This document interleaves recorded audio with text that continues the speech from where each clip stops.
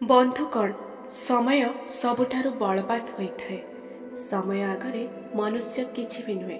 सेथिपाई धैर्य रखंतु। आगामी समय आपणक पई शुभप्रद हेबो। नमस्कार बंधुगण, आपण मानकु स्वागत मोर एही राशिचक्र कार्यक्रम रे। बंधुगण, आजिर भिडियोटी कन्या राशि व्यक्ति विशेषଙ୍କ पई अनेक खास अछि। आज आमे आलोचना करिबा आगामी 3 मास कन्या राशि व्यक्तिଙ୍କ पई कौन शुभप्रद रही। सब कन्या राशि व्यक्तिंकर किपरि रहिबो आगामी 3 मास। एही 3टी मासरे आपणकर गोचरीय ग्रहर स्थिति कौन रहिबो एवं कौन सही 11टा महा भविष्यवाणी जहाँ तुम सहित सुनिश्चित रूप से घटिबो। तेबे एही मास गुड़िक आपणक पई कौन कौन महत्वपूर्ण अटे 11टा बड़ भविष्यवाणी आज आपनको कहिबी।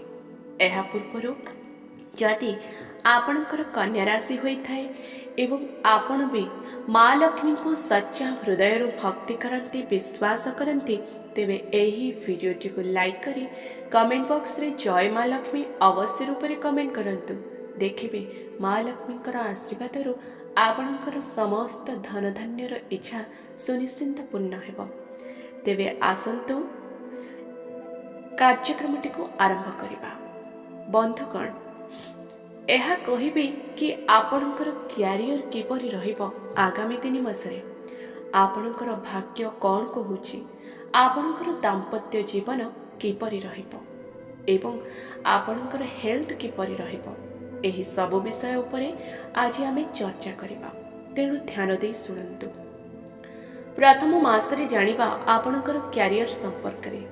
क्यारियर संपर्क रे प्रथमे एहा कहिबी जे आपणकर विशेष रूपे आगामी समय रे बहुत भल रहिबो। एहा फर्स्ट पॉइंट आ प्रथम भविष्यवाणी क्यारियर को नहीं। आगामी समय आपणकर क्यारियर पई बहुत भल अछि। नूतन अपॉर्चुनिटी आपणको प्राप्त होई पारे बा क्यारियर रे आगो को बढ़िबा पई आपणको केही सहयोग करि पारंती। तेबे जेहेतु काहे कि ना बुध ग्रह आपणकर राष्ट्राधिपति जे कि क्यारियर रो घर को दृष्टि देउछंती। क्यारियर पाई ट्रांसफर प्रमोशन पाई घर को मध्य दृष्टि देउछंती। दरकार पड़िले आपणकर क्यारियर क्षेत्र रे बा कर्म क्षेत्र रे ट्रांसफर प्रमोशन बहुत जल्दी हेई पारे। आगामी दिन भितरे आपण बहुत सतेज माने निजको कार्य क्षेत्र रे एक्टिव अनुभव करिवे। ग्रह मानकर चलन अनुसार निजको कर्म क्षेत्र रे आपण कर्म करिबा पई सतेज अनुभव करिवे। कर्म आपण शानदार भावरे करिवे।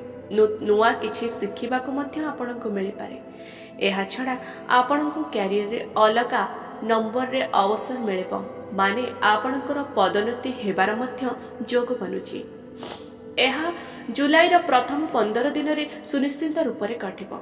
एहा छडा एहार स्थिति अप डाउन रहिबो। सूर्य आपणकर सुपरेटिव अटंती, जे कि आगामी समय पर्यंत आपणकर सपोर्टिव रहिबे। एमिति कि सेकेंड पॉइंट एहा थिला। और थर्ड पॉइंट मु एहा कहि परिबी जे सूर्य तो सपोर्टिव रहिबे। साथ जरूरी क्यारियर क्षेत्र रे सूर्यंकर साथ तुमको जरूरी मिलिबो, किंतु आपण टिके मेहनत परिश्रम करने को पड़िबो एवं योजनाबद्ध रूपे कार्य करने को पड़िबो। वर्तमान समय आगामी 3 मास आपणक पई बहुत बढ़िया रही। चतुर्थ महाभविष्यवाणी गोटे इम्पोर्टेंट कथा कहबी जहाँ आपणक पई बहुत बड़ निर्णायक हेबो। एहा हेला आगामी समय 6 जुलाई पर्यंत एही 4 नंबर भविष्यवाणी टाइम मु आपनको कहली ताहा इनक्रेडिबल रहिबो। अर्थात आपणकर भाग्य बहुत चमकिबो। एही समय रे बा एही पीरियड रे आपणको भाग्यर साथ मिलिबो। कर्म क्षेत्र रे चाकरी रो कोण दृष्टि अवसर प्राप्त हेबो। एही टाइम पीरियड रे आपणको परिश्रम रे बहुत भल चमकिबे।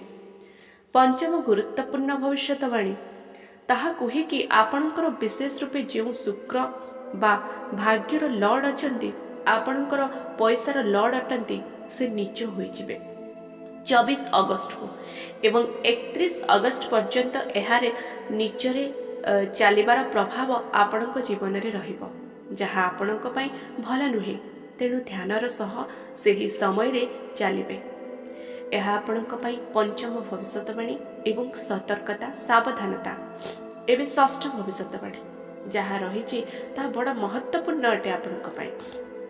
କାହିଁକି ନା ଆପଣଙ୍କର ଭାଗ୍ୟ ନିଜରେ ରହିବ ଓ ଧନର ମାଲିକ ମଧ୍ୟ ନିଜ ହେବେ ଯେ କି ଶୁକ୍ର 24 ଅଗଷ୍ଟକୁ ଓ ଏହି ନିଜ ହେବା ଆପଣଙ୍କର ଦ୍ୱାଦଶ ଘରର ଖର୍ଚ୍ଚ ଘରେ ତ ଯାହା ଫଳରେ ଆପଣଙ୍କର ଖର୍ଚ୍ଚ ବୃଦ୍ଧି ପାଇବ ତ 24 ଡେଟ୍ को अगस्त को तो सेथिलागि मु आपणकर षष्ठ एवं पंचम भविष्यवाणी को आपण को सतर्क कराउछि सतर्कता सावधानता कहूछि जो आपण 24 अगस्त रु 31 अगस्त पर्यंत सावधानता रक्षा करंतु बहुत बढ़िया रहिबा आपणक पई कोनोसी हानि पहुंची पारे एथि प्रति टिके सतर्क रुहंतु।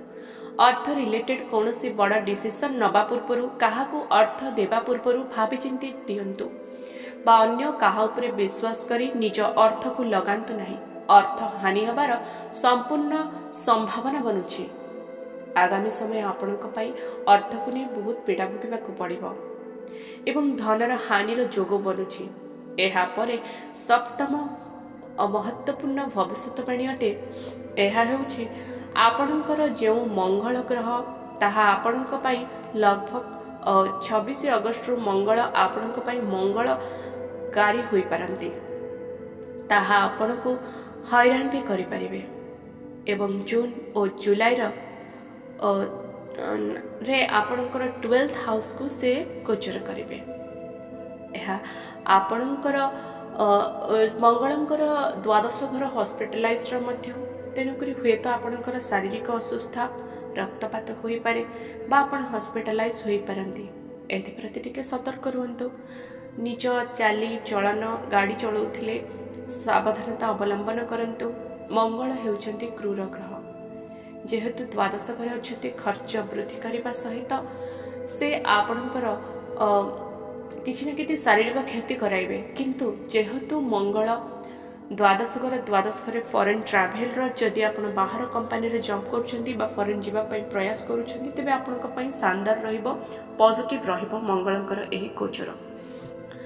एवं अष्टम महाभविष्यवाणी एठारे मध्य मंगल आपनको हैरान करिवे कारण मंगल एठारे आपणकर भावरे रहिबे तेबे 8 रु एही समय रे एपरि स्थिति रे आपनको 42 दिन रे हेल्थ रो प्रॉब्लम तो देखा जिवो। ता छड़ा मंगलर चतुर्थ दृष्टि आपणक लाभ स्थान रे रहउची जहा लाभ पाए भल नुहे लाभ प्राप्त हेबारे आपणको बाधा सृष्टि होई पारे अनेक कष्ट एवं पीड़ा भोग करिया पड़िबो एवं मंगलंकर सप्तम दृष्टि आपणकर धन घरे रहिछि एवं मंगलंकर अष्टम दृष्टि आपणकर हाउस बा पराक्रमर घरे रहिछि साहस तो आपनको मिलिबो अर्थात निच मंगलंकर प्रभाव आपनको हैरान करिबो दुश्चिंता ग्रहण करिवे शारीरिक पीड़ा भोगिवे पारिवारिक कष्ट भोगिवे अर्थ को नहीं लाभ को नहीं जदि बिजनेस करूछंदी लाभ प्राप्त हेबो नहीं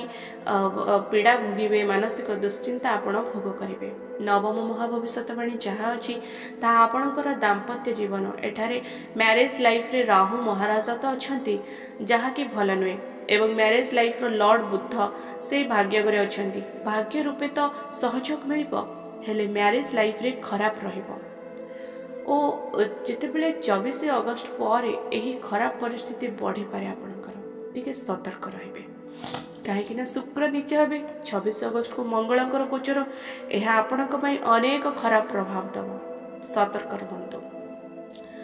दशम महाभविष्यवाणी होछि आपणक पई यह कहे कि प्रॉपर फाइनेंस विषय जदि कथा हेबा तेबे फाइनेंस रो लॉर्ड हेउछंती शुक्र जे कि आगामी 3 मास रो किछि दिन तो से स्वगृही रहिबे और आपण को पॉजिटिव रिजल्ट देबे फाइनेंस रे डेवलप कराइबे आपणकर फाइनेंस सेक्टर को मजबूत कराइबे ଓ ଦରକାର ପଡ଼ିଲେ ଏମିତି କି ଆପଣଙ୍କୁ फाइनान्स माने अर्थ आसबार बाट फिटिपारे प्रथम किछि दिन किंतु बाकी किछि दिन रे जेतेबेले शुक्र अस्त होइजिबे तापरे आपनको फाइनान्स रिलेटेड टिके टेंशन हबो परेशान हबो रोजगार रे टिके आपनको बाधा आसी पारे एभली तो आपनको बहुत सारा किछि समस्या सामना करबाक पड़े पुणी 6 जुलाई टू 12 जुलाई मध्य आपनको धन प्राप्त होई पारे ता शुक्रंक जोगु एहीपरी आपणकर ग्रह स्थिति इशारा दे थाए